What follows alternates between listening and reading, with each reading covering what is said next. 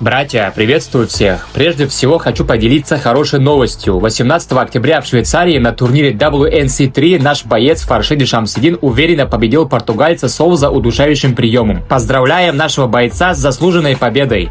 А теперь перейдем к следующему важному событию. Завтра тот самый день, которого мы все ждали. Участие таджикских бойцов на турнире UAE Warriors 64 в Абу-Даби. Внимание! В дебюте молодой и очень талантливый Мухаммадкабир Назарзода, который встретится с узбекским бойцом Бекзодом Абдурахимовым. А также Абдулло Ходжаев, который в своем последнем бою в сентябре одержал победу техническим нокаутом в первом раунде, не оставив сопернику ни единого шанса. Его новый соперник – опытный бразилец Филиппе Дуглас, у которого 24 победы и только 6 поражений. Братья, верим в наших бойцов. Завтра их день. Желаем им победы и удачи. Также завтра не пропустите в Узбекистане на турнире ATFC 25 Умар Сафаров против Данила Киселева. 7 ноября в Санкт-Петербурге на турнире ACA 195 сразится Оятулло Муминов против непобежденного российского бойца Иргита Авиенчи. И не менее важное событие. 7 ноября во Филадельфии на турнире Catch Fury 148 Нодир Алидодов выйдет на бой против американца Диара Калпепера. Братья, пожелаем нашим бойцам ярких побед. До новых встреч!